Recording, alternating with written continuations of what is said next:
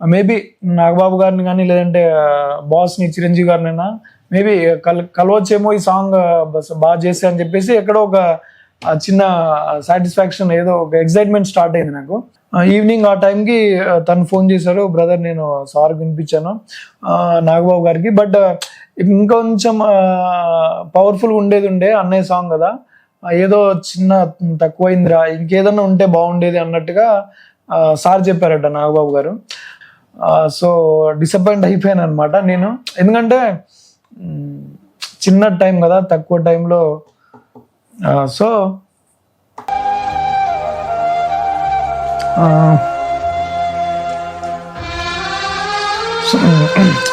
అప్పుడైతే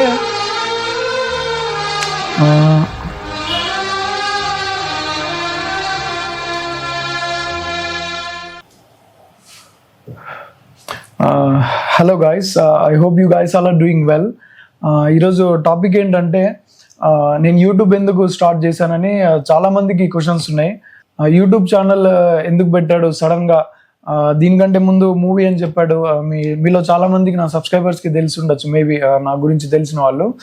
దీనికంటే ముందు మూవీ చేశాడు, అండ్ దెన్ మూవీ రిలీజ్కి డిలే అవుతుందని చెప్పాడు. దెన్ మళ్ళీ యూట్యూబ్ షిఫ్ట్ అవుతున్నాడు ఎందుకని చెప్పేసి చాలామందికి క్వశ్చన్స్ ఉన్నాయన్నమాట. వాళ్ళందరికీ ఇది ఒక షాక్ లాగా ఉంది. అది చాలా మంది ఆ షాక్ లో ఉన్నారనే విషయం నాకు తెలుసు. ఇప్పుడు నేను ఒక కంటెంట్ క్రియేటర్ని, నాకు ఏదో రకంగా అది సాంగ్స్ కానీ లేకపోతే ఏదైనా కంటెంట్ చేయడం నాకు ఇంట్రెస్ట్. ఇప్పుడు దానికి ముందు నేను సాంగ్స్ చేశాను, అది మీ అందరికి తెలిసిన విషయమే. దానికి ముందు నేను 3-4 ఆల్బమ్ సాంగ్స్ చేశాను. ఆ సాంగ్స్ నాకు ఎవ్రీడే అరౌండ్ ఇక్కడ నిజామాబాద్ సరౌండింగ్స్లో డైలీ ఒక 10-15 టైమ్స్ వచ్చేవి 3 సాంగ్స్. అలాగా ఒక 1 year, 1.5 year, 2 years గడిచిపోయింది. బట్ అప్పటికి నేను స్టార్ట్ చేసి చాలా తక్కువ టైం, మేబీ నేను 3-4 monthsలోనే ఒక సాంగ్ రాసి, అంటే 6 months జర్నీ చేశాక నాకు ఎవరైనా అవకాశాలు ఇస్తారో లేదో అని ఇండస్ట్రీలో వాళ్ళు సరిగ్గా నాకు అవే తెలియక వాళ్ళని వీళ్ళని ఎందుకు నమ్ముకోవడం అని చెప్పేసి నేనే సాంగ్ రాసుకొని నేనే మ్యూజిక్ కంపోజ్ చేయించి దెన్ మళ్ళీ నేను షూట్ చేసి ఆ సాంగ్ రిలీజ్ చేశాను అనమాట. ఎక్స్ట్రాడినరీ మంచి రెస్పాన్స్ వచ్చింది. అదంతా చూసి దెన్ మళ్ళీ చిరంజీవి గారి బర్త్డేకి ఒక సాంగ్ చేశాను. చిరంజీవి గారి బర్త్డే సాంగ్ అయిపోయినాక మళ్ళీ it's 99 Days for my love story అని ఇంకో సాంగ్ చేశాను. ఇవన్నీ ఎవ్రీడే వచ్చేవి. ఇదంతా చూసి ఎందుకు నేను ఇంకా ఫార్వర్డ్కి వెళ్ళాలి, ఇంకా బెటర్ స్టెప్ వేయాలని చెప్పేసి ఒకేసారి ఈ సాంగ్స్ అవి అక్కడ హోల్డ్ చేసి మూవీ చేద్దామని నా సరౌండింగ్స్లో ఉన్న ఫ్రెండ్స్ వాళ్ళు వీళ్ళు సజెస్ట్ చేయడం ద్వారా, అప్పటికి వాళ్ళు వేరే వేరే వాళ్ళతో ఇలాగా మూవీస్ దాంట్లో చేస్తున్నారు వాళ్ళు. వాళ్ళందరూ సడన్గా అందరం ఒకసారి టైఅప్ అయ్యి చాలా రోజులు డిస్కస్ చేసామన్నమాట. మూవీ చేస్తే ఎలా ఉంటుంది ఏంటి, మనకున్న బడ్జెట్లో మనకున్న లిమిటేషన్స్లో మనం మూవీ చేద్దామని చెప్పేసి వేరే కామన్ ఫ్రెండ్స్ ద్వారా వేరే ఒక డైరెక్టర్ పరిచయం అయ్యాడు. అక్కడ నుంచి నేను సాంగ్స్ అవి ఆపేసి మూవీ స్టార్ట్ చేసాం. సో ఈ మూవీ స్టార్ట్ చేసిన తర్వాత చాలా కష్టపడ్డాము ఆ మూవీకి. చాలా వరకు మనీ పెట్టాము, చాలా ఎఫర్ట్ తీసుకున్నాము. బట్ సమ్హౌ అతను డైరెక్టర్ ఎవరైతే ఉన్నారో అతను అది సరిగ్గా ఎగ్జిక్యూట్ చేయలేకపోయాడు. అది మేబీ అది ఎందుకు ఎగ్జిక్యూట్ అవ్వలేదు అనేది చాలా వేరియేషన్స్ ఉన్నాయి. మేబీ అది ఎందుకు ఎగ్జిక్యూట్ అవ్వలేదు అనేది చాలా పెద్ద టాపిక్. అది మేబీ ఇంకెప్పుడైనా నేను ఖచ్చితంగా మీకు దాని గురించి చెప్తాను. సో మూవీ అది సరిగ్గా రాలేదు, అవుట్పుట్ నచ్చలేదు. సో దాన్ని అక్కడ హోల్డ్ చేసి మళ్ళీ ఒక 3-4 months నేను బ్రేక్ తీసుకొని ఇంట్లో వాళ్ళకి చెప్పుకోలేక దెన్ నేనే ఇబ్బంది పడి చాలా, అంటే దాన్ని ఎలా చెప్పాలి, ఇప్పుడు ఆ ఫీలింగ్ని నేను బయటికి ఇంట్లో వాళ్ళకి చెప్పుకోలేక దెన్ నా ఫ్రెండ్స్కి కానీ నా సరౌండింగ్స్లో ఎవరికి చెప్పుకోలేక నేను ఒక 3-4 months బ్రేక్ తీసుకున్నా. దెన్ ఫైనల్గా ఎలాగోలా మళ్ళీ వేరే కామన్ ఫ్రెండ్ ద్వారా మళ్ళీ ఇంకో డైరెక్టర్ గోపి అని తను పరిచయం అయ్యాడు. సో గోపి నేను పరిచయం అయ్యాక చాలా ఈజీ గోయింగ్ అనమాట. తను ఇప్పుడు ఈ మూవీకి నిస్సి అని నేను నెక్స్ట్ టైం తీసిన మూవీ ఏదైతే ఉందో గోపినాథ్ అని గుంటూరు అతను, చాలా ఈజీ గోయింగ్. గోపి ఇప్పుడు ఎలా అంటే సిచ్యువేషన్ అక్కడ లొకేషన్లో తనకి ఏం కావాలనేదో అది తీసుకుంటాడు అంతే. అక్కడ అంతకు మించి దాని బియాండ్ వెళ్ళాడు, దాని బియాండ్ ఆలోచించాడు. ఏదైనా అప్పటికప్పటికి ఆ స్పాట్లో ఏం కావాలనేది అది తీసుకుంటూ అలాగా ఈజీ గోయింగ్ అనమాట తను.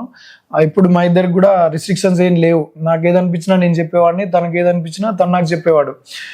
అలాగా నెక్స్ట్ మూవీకి సేమ్ సేమ్ మళ్ళీ మనీ స్పెండ్ చేసి ఎఫర్ట్ పెట్టి ఒక 3-4 మంత్స్ ఏదైతే మేము షూట్ చేసామో పోలవరం ఆ సరౌండింగ్స్లో అక్కడ ఉండి చేసాము ఎలాగోలా మూవీ. అండ్ ఎక్స్ట్రాడినరీ అవుట్పుట్ వచ్చింది. We're every one happy. So movie అయిపోయింది. దెన్ మూవీ అయిపోయాక ఫస్ట్ కాపీ వచ్చింది. చాలాసార్లు మేము ఎక్కడైనా ఏమైనా చేంజెస్ చేస్తే బాగుంటుంది అనుకున్నాము. బట్ మాకున్న లిమిటేషన్స్లో మాకున్న బడ్జెట్లో మూవీ బాగానే వచ్చింది. సో ఇప్పుడు అది అయిపోయినాక రిలీజ్ చేద్దాం, దీనికి సంబంధించి ఎవరో ఒక ద్వారా టైఅప్ అయ్యి డిస్ట్రిబ్యూటర్ల ద్వారా కానీ ఎవరి ద్వారా టైఅప్ అయ్యి రిలీజ్ చేద్దాం అనుకుని స్టార్ట్ అయ్యే టైంకి ఎగ్జాక్ట్గా ఈ కోవిడ్ సిచ్యుయేషన్స్ ఇవన్నీ వచ్చాయన్నమాట. కోవిడ్ వచ్చాక చాలా వరకు పెద్ద పెద్ద సినిమాలే ఆడలేదు అప్పుడు. సో మేము కూడా ఇప్పుడు ఈ సిచ్యుయేషన్లో అంటే మన అలాంటి చిన్న ఫిల్మ్ మేకర్స్ దీంట్లో రిస్క్ తీసుకోదలుచుకోలేదని చెప్పేసి మేము కొన్ని 1 year దాకా అలాగే హోల్డ్ చేసాము.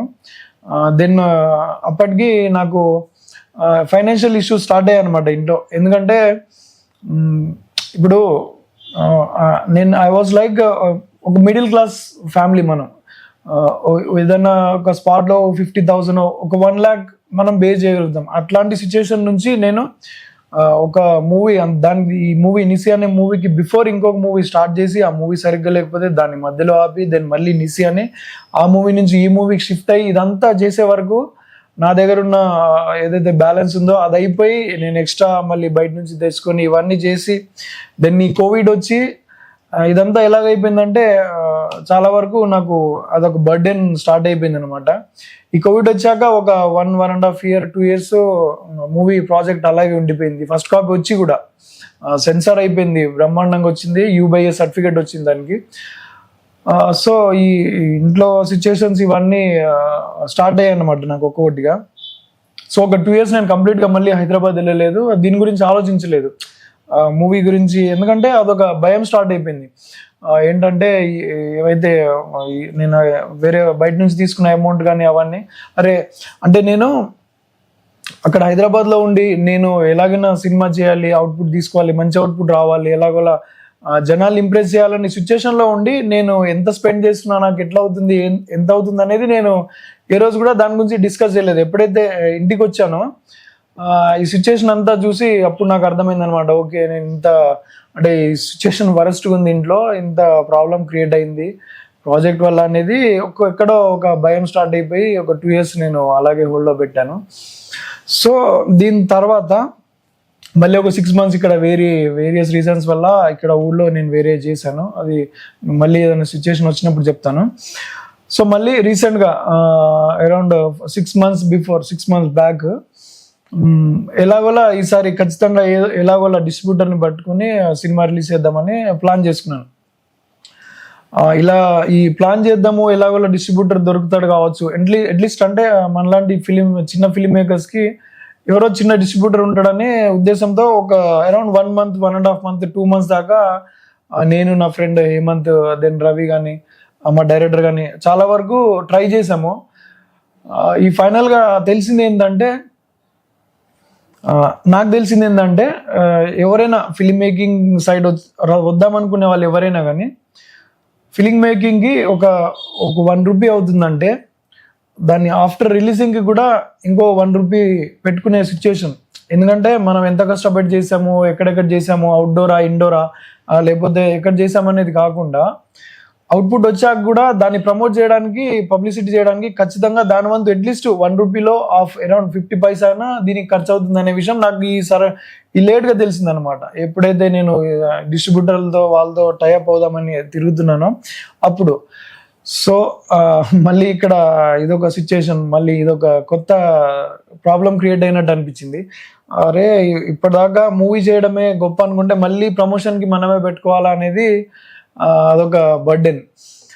సో ఎలాగోలా తిరిగాము, మళ్ళీ వేరియస్ రీజన్స్ వల్ల సరే అని మళ్ళీ అంటే డౌన్ అయిపోకుండా మళ్ళీ స్టార్ట్ చేసాం. మళ్ళీ వేరే వాళ్ళ దగ్గర అక్కడ ఇక్కడ తిరిగితే మళ్ళీ ఒక కొత్త ప్రాబ్లం ఏం స్టార్ట్ అయిందంటే, సరే ఒక సర్టెన్ అమౌంట్ నేను పెట్టుకుంటా, రిమైనింగ్ మీరు పెట్టుకొని మూవీ రిలీజ్ చేస్తారంటే దాంట్లో కూడా క్లారిటీ లేకుండా అయిపోయింది. ఎందుకంటే నేను ఇచ్చే డబ్బులో వాళ్ళు ఎంతవరకు యూటిలైజ్ చేస్తారో, లేకపోతే వాళ్ళు ఎంతవరకు వాళ్ళ పర్సనల్ నీడ్స్కి వాళ్ళు యూజ్ చేసుకుని మూవీకి పెట్టామని చెప్పి చెప్తారో అనేది క్లారిటీ లేకుండా అయిపోయింది. ఈ డిస్కషన్ మొత్తం జరిగేటప్పటికి నేను ఇంకా సిచ్యుయేషన్ ఫేవర్గా లేదనేది అయితే ఒకటి అర్థమైపోయింది. ఒక పాయింట్ ఆఫ్ టైంలో నా ఫ్రెండ్ హేమంత్ ద్వారా వెంకట్ అని తను ఒక పర్సన్ పరిచయం అయ్యారనమాట. తను ఎన్మీడియా క్రియేటివ్ హెడ్, నాగబాబు గారి ఛానల్కి ఏదైతే ఛానల్ ఉందో దానికి క్రియేటివ్ హెడ్. తన దగ్గర నా కామన్ ఫ్రెండ్ ద్వారా తన దగ్గరికి వెళ్ళామన్నమాట. సో తన ఈ మూవీ రిలీజ్ చేద్దామని అనుకుంటున్నాం బ్రదర్, ఇలాగంటే తను అప్పటికి అర్థమైంది తనకు నా సిచ్యుయేషన్ ఏంటనేది. సో చిన్న ఫిల్మ్ మేకర్స్కి ఆ సిచ్యుయేషన్ ఎలా ఉంటుంది, వాళ్ళ దగ్గర ఫైనాన్షియల్ ప్రాబ్లమ్స్ ఏంటనేది తనకు తెలుసు. ఎందుకంటే తను ఆల్రెడీ చాలా మందిని చూస్తున్నాడు. అప్పటికి తనకి చెప్పాను నేను ఇలాగా చిరంజీవి గారికి పెద్ద ఫ్యాన్ నేనని చెప్తే, సో అలా అయితే బ్రదర్ మీరు పని చేయండి, బాస్ మీద ఒక సాంగ్ చేయండి అని చెప్పేసి తను సజెస్ట్ చేశాడు. మేబీ సాంగ్ వల్ల కొంతమంది ఇన్ఫ్లుయెన్స్ అయ్యి కొంతవరకు ఫాలోవర్స్ వస్తే నీకు బాగుంటుంది కదా, యాజ్ ఎ ఫ్యాన్గా నువ్వు ట్రై చేయొచ్చు, అండ్ అలాగే ఏదో రకంగా హెల్ప్ అవుతుంది. దెన్ నాగబాబు గారి దగ్గర కూడా వెళ్ళే అవకాశం రావచ్చు మనకు సాంగ్ ద్వారా అంటే. అది మేము మీట్ అయింది అరౌండ్ August 15-16 ఆ టైంలో. చిరంజీవి గారి బర్త్డేకి అరౌండ్ 22nd ఓన్లీ, అంటే 1 week టైమే ఉంది ఆ మధ్యలో. ఈ 7 daysలో ఎక్కడి నుంచి సాంగ్ రాయాలి, ట్యూన్ ఎలా చేయాలనేది ఒక చాలా పెద్ద క్వశ్చన్ మార్క్ అనమాట. బట్ ఎందుకో చేయాలనిపించింది. అండ్ ఇలాగైనా మేబీ నాగబాబు గారిని కానీ లేదంటే బాస్ని చిరంజీవి గారినైనా మేబీ కలవచ్చేమో ఈ సాంగ్ బాగా చేస్తే అని చెప్పేసి ఎక్కడో ఒక చిన్న సాటిస్ఫాక్షన్, ఏదో ఒక ఎక్సైట్మెంట్ స్టార్ట్ అయింది నాకు. సో అక్కడి నుంచి వచ్చాక అరౌండ్ 15th or 16th కలిసాము. నెక్స్ట్ డే మళ్ళీ నేను హాస్టల్కి వెళ్ళిపోయి సాంగ్ రాయడం స్టార్ట్ చేశాను అనమాట. చాలా వరకు ఎలా ఓపెన్ చేయాలి ఏంటనేది తెలియదు. ఎందుకంటే ఒక సైడ్ 1 week టైం ఉంది, షూట్ చేయాలి, కంపోజ్ చేయాలి, లిరిక్స్ చేయాలి, సాంగ్ చేయాలి, ఇదంతా నాకు అర్థం కాలేదు. బట్ మార్నింగ్ ట్రై చేసా, ఏదో 2-4 lines వచ్చాయి. దెన్ ఆఫ్టర్నూన్ వరకు కూడా చాలా తక్కువ వచ్చింది. బట్ ఫైనల్ ఈవినింగ్ వచ్చేసి నాకేంటంటే ఈవినింగ్ కూల్ అట్మాస్ఫియర్ ఉంటే బాగుంటుంది అనమాట, నాకు ఫ్రెష్ థాట్స్ వస్తాయి. అండ్ దెన్ అంటే నా ఫీలింగ్ కూడా బాగుంటుంది. నాకు కొంచెం ఈ క్లౌడీనెస్ కానీ రైనీ ఆ సిచ్యుయేషన్ బాగుంటుంది. సో ఈరోజు ఈవినింగ్ కొంచెం క్లౌడీగా ఉంది అండ్ చాలా కూల్ ఉంది వెదర్. సో ఆ రోజు డిసైడ్ అనమాట, ఎలాగోలా ఈరోజు నైట్ ఎంత అయినా కానీ సాంగ్ కంప్లీట్ చేయాలి, ట్యూన్ చేసుకోవాలి, లిరిక్ రాసుకోవాలని. సో అరౌండ్ ఒక డిన్నర్ చేసి లైక్ 8:30-9కి ఆ టైంలో స్టార్ట్ అయ్యి అనమాట. కంప్లీట్ మిడ్-నైట్ అంతా కూర్చున్నాను వెహికల్లోనే, కార్లోనే కూర్చున్నాను నేను SR నగర్లో, అక్కడ వెల్లంకి ఫుడ్స్ ఆ సరౌండింగ్లో. సో ఒక్కొక్కటిగా లక్కీగా వచ్చేసాయి. ఆ రోజు నేను ట్యూన్ చేసుకున్నా, లిరిక్ రాసుకున్నా, అదంతా ఆ నైట్ అంతా మేబీ మొత్తం కంప్లీట్ సాంగ్ అయ్యే వరకు ఇట్ వాజ్ అరౌండ్ 4-5 అయింది, ఎర్లీ మార్నింగ్ 4-5. సో నేను మళ్ళీ వెళ్ళి ఒక మేబీ ఒక 2-3 hours పడుకొని ఉంటా, మేబీ 8 వరకు టైం తర్వాత. దెన్ మళ్ళీ మ్యూజిక్ డైరెక్టర్ జయంత్ గారికి తనకు ఫోన్ చేసి ఇలాగనే అంటే తప్పకుండా చేద్దామని తను రమ్మన్నారు. మళ్ళీ షార్ప్ 10 o'clock వరకు రెడీ అయిపోయి స్టూడియోకి వెళ్ళాను. సేమ్ యాజ్ ఇట్ ఈస్ ఇది వరకు నేను సాంగ్ చేసినట్టుగా పాడేశాను. తను కూడా జయంత్ కూడా ఖచ్చితంగా నాకు మంచి సాంగ్ ఇవ్వాలి, అవుట్పుట్ ఇవ్వాలని చెప్పేసి చాలా బాగా ఇచ్చాడు అవుట్పుట్. తనకు అంటే ఆ ట్యూనింగ్ సంబంధించి దానికి ఎంతవరకు న్యాయం చేయొచ్చు అంతవరకు చేశాడు. సాంగ్ అయిపోయింది. ఆ సాంగ్ అయిపోయే వరకు ఇట్ వాస్ అరౌండ్ 17 అనుకుంటా. నెక్స్ట్ డే స్టూడియోలో కొంతవరకు షూట్ పెట్టుకున్నాము. దెన్ ఎడిటింగ్ చేయాలి. ఎడిటింగ్ నేను బయట యాక్చువల్గా నాకు ఎడిటింగ్ వచ్చు. సో నాకు సంబంధించిన ఏమైనా చిన్న ప్యాచ్ వర్క్ కానీ మేబీ నేను చేయగలిగిన ఏదైనా ప్రాజెక్ట్ వర్క్ ఏదైనా ఉంటే నేను నేనే చేసుకుంటా ఓన్గా. సో నేను ఎడిటింగ్ నేనే చేశాను. ఆ చిరంజీవి గారి సాంగ్స్ కానీ ఆ త్రూ అవుట్ మూవీస్ అన్ని డౌన్లోడ్ చేసుకుంటూ ఏ క్లిప్స్ అవసరం అన్నట్టుగా ఆ క్లిప్స్ అన్ని నేను ఇండివిజువల్గా డిజైన్ చేసుకొని ఒక పద్ధతి ప్రకారంగా అవన్నీ ఎడిట్ చేసుకుంటూ ఫైనల్గా అవుట్పుట్ వచ్చింది. అవుట్పుట్ చేతికి వచ్చే వరకు 18 మేబీ 99 అనుకుంటా, మేబీ ఈ 3-4 డేస్లో రైటింగ్ నుంచి, ట్యూనింగ్ నుంచి, కంపోజింగ్ నుంచి, ఎడిటింగ్, షూటింగ్ ఇదంతా ఎవ్రీథింగ్ అయిపోయింది. 18th or 19th వరకు సాంగ్ వచ్చేసింది. దెన్ 19-20కి అలాగా సాంగ్ కంప్లీట్ అయింది. 20th నేను మళ్ళీ ఎన్ మీడియాకి నాగబాబు గారి ఛానల్ ఏదైతే ఉందో అక్కడికి వెళ్ళాను. వెళ్ళి అక్కడ స్టూడియోలో మా ఎడిటర్స్ అండ్ తన క్రియేటివ్ హెడ్ వెంకట్ గారు ఉన్నారు, వాళ్ళకి వినిపించాను. ఎక్స్ట్రాడినరీగా ఉంది, సాంగ్ బాగుంది, ఖచ్చితంగా నీకు హెల్ప్ అవుతుంది సాంగ్ అని అనుకున్నాము. వాళ్ళు అలాగ చెప్పారు. దెన్ బ్రేక్ మళ్ళీ, ఎందుకంటే వెంకట్ గారు మళ్ళీ నాగబాబు గారికి సాంగ్ వినిపించాలి కాబట్టి అదొక చిన్న టెన్షన్ ఉంది. బట్ ఆ స్టూడియో వరకు అక్కడ ఎన్ మీడియా ఏదైతే ఛానల్ ఉందో వాళ్ళందరికీ సాటిస్ఫైడ్, బాగుందని చెప్పారు. ఖచ్చితంగా దీనివల్ల ఎంతో కొంత నాకు హెల్ప్ అవుతుందని నేను కూడా ఫీల్ అయ్యా. వాళ్ళు కూడా చాలా సపోర్టివ్ వేలో మాట్లాడారు నాతోని. దెన్ మళ్ళీ నేను హాస్టల్కి వచ్చేసా. ఈవినింగ్ ఆ టైంకి తను ఫోన్ చేశారు, బ్రదర్ నేను సార్ వినిపించాను నాగబాబు గారికి, బట్ ఇంకొంచెం పవర్ఫుల్గా ఉండే అన్నయ్య సాంగ్ కదా, ఏదో చిన్న తక్కువైందిరా, ఇంకేదన్నా ఉంటే బాగుండేది అన్నట్టుగా సార్ చెప్పారట నాగబాబు గారు. బట్ అక్కడ ఏంటంటే నాకు ఈ 15th, 16th, 17 ఈ 3-4 డేస్లోనే కంప్లీట్గా, అంటే పవర్ఫుల్ లిరిక్స్ రాసి దానికి పవర్ఫుల్ ఇంకొంచెం చేయడానికి నాకు టైం సరిపోలేదు.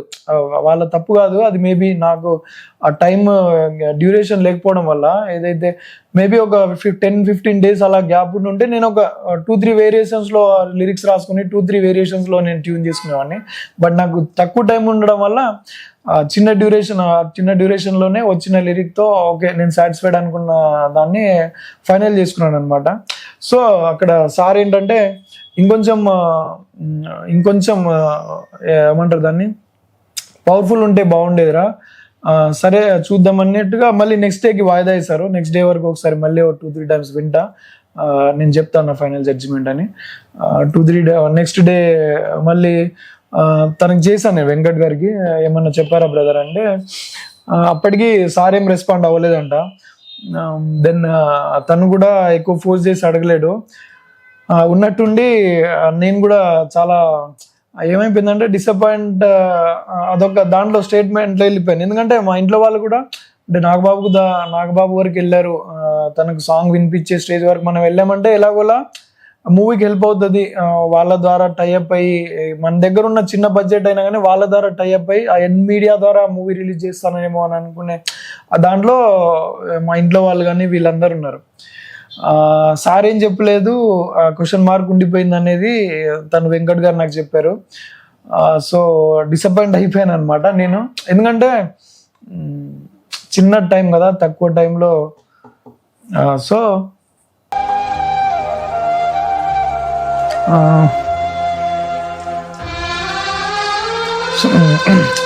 అప్పుడైతే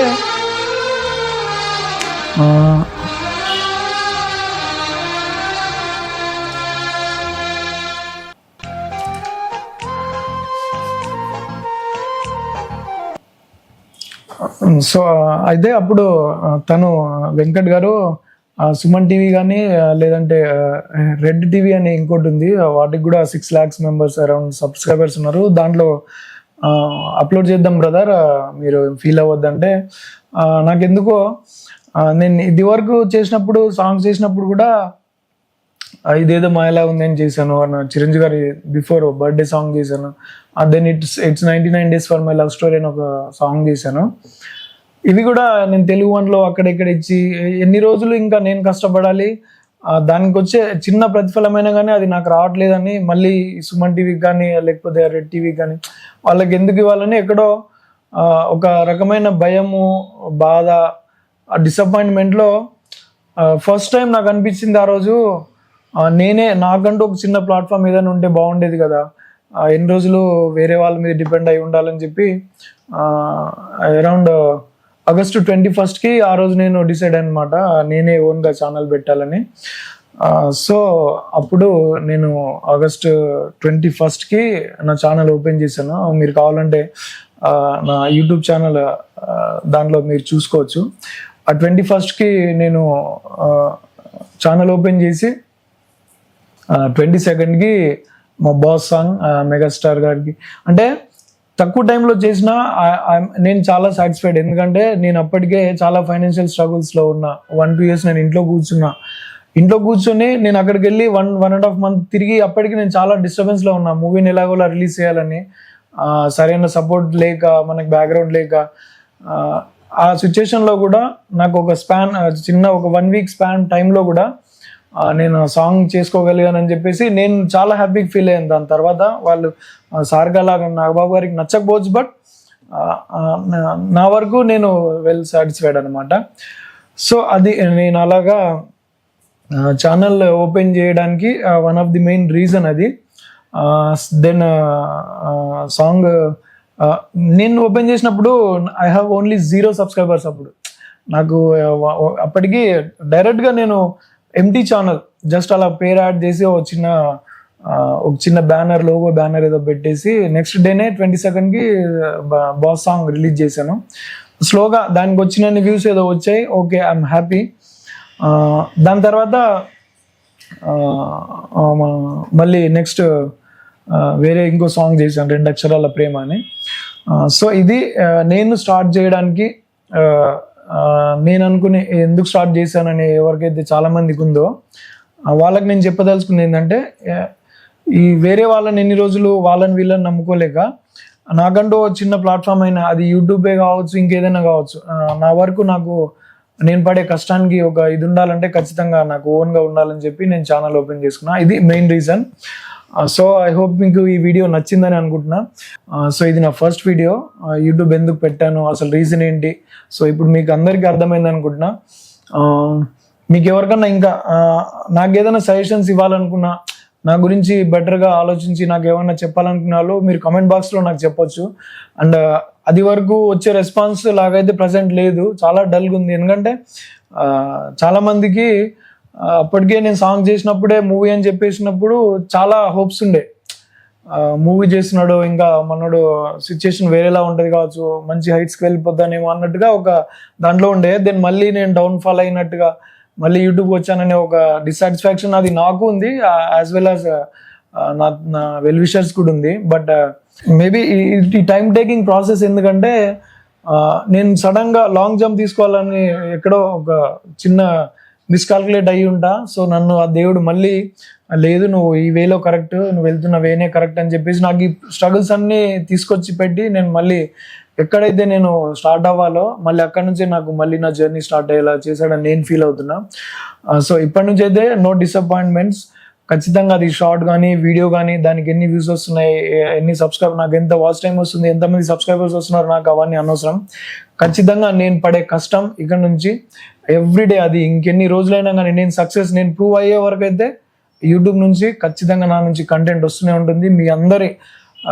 మీరందరూ ఖచ్చితంగా ఒకరోజు నా పేరు BADAVATHSUMA అని సుమన్, బాదావత్ సుమన్ అని మీరు టైప్ చేసి నన్ను యాక్సెప్ట్ చేసే వరకు నేను ఖచ్చితంగా వీడియోస్ చేస్తూనే ఉంటా. అండ్ ఇప్పటి వరకు ఈ సాంగ్ చిరంజీవి గారి సాంగ్ ఫస్ట్ చేసినప్పుడు మేబీ నేను అనుకున్నంత రీచ్ రాలేదు. నేను ఒక 5-10,000 మెంబర్స్ అన్నా చూస్తారనుకున్నా, బట్ ఒక 3-4,000లోనే స్టాప్ అయింది. బట్ లాస్ట్ ఒక 1 month నుంచి మన ఛానల్ జనాలు చాలా బాగా సపోర్ట్ చేస్తున్నారు. చిరంజీవి గారి సాంగ్ స్లోగా మూవ్ అవుతుంది. అది నా ప్రజెంట్ 20,000+ వ్యూస్ ఉన్నాయి. సో దానికి సపోర్ట్ చేసిన వాళ్ళు, ఆ సాంగ్ని చూసి నన్ను ఎంకరేజ్ చేస్తున్న వాళ్ళందరికీ, స్పెషల్లీ అందరికీ చాలా థ్యాంక్స్. నెక్స్ట్ వచ్చే సాంగ్ వచ్చేసి నీతో ఒక మాట చెప్పాలనుకుంటున్నాను. నెక్స్ట్ ఒక సాడ్ సాంగ్ వస్తుంది, ఒక సౌల్ఫుల్ సాడ్ సాంగ్ అది. సో దాన్ని కూడా మీరు సపోర్ట్ చేశారని అనుకుంటున్నా. ఐ హోప్ ఈ వీడియో మీకు నచ్చిందని అనుకుంటున్నా. అండ్ ఖచ్చితంగా వీడియో నా ఈ జర్నీ అంతా నేను పడ్డ స్ట్రగుల్స్ ఇవన్నీ ఒకసారి మీరు కూడా కంప్లీట్గా అర్థం చేసుకొని నేను చేసే ఫేస్ చేసిన థింగ్స్ని కొంచెం ఒక పాజిటివ్ వేలో చూసి నన్ను సపోర్ట్ చేయాలని నేను మీ అందరినీ కోరుకుంటున్నా. ఖచ్చితంగా వీడియోని లైక్ చేయండి. కొత్త వాళ్ళు ఎవరైనా చూస్తుంటే ఛానల్ని సబ్స్క్రైబ్ చేయండి. మీరు నన్ను సబ్స్క్రైబ్ చేయడం వల్ల ఏమొస్తుందని అది మీకు ఖచ్చితంగా అది అనవసరము, మీకు అది అవసరమే లేదు, ఆ డౌట్ కూడా అవసరం లేదు మీకు. నేను ఖచ్చితంగా వచ్చే few monthsలో ఖచ్చితంగా నేను మీ వర్త్, ఖచ్చితంగా మీరు నన్ను సబ్స్క్రైబ్ చేసుకున్నందుకు వర్త్ అని చెప్పేసి నేను ప్రూవ్ చేసుకుంటాను. డ్యామ్ షూర్గా అది నేను చెప్తున్నా. సో ఈ వీడియోని ఇక్కడ వరకు చివరి వరకు చూసినందుకు చాలా థ్యాంక్స్ మీ అందరికీ. అండ్ ఐ హోప్ మీరు నన్ను ఇలాగే సపోర్ట్ చేస్తూ నన్ను ఇంకాస్త ముందుకు తీసుకెళ్తారనుకుంటున్నాను. And thank you so much.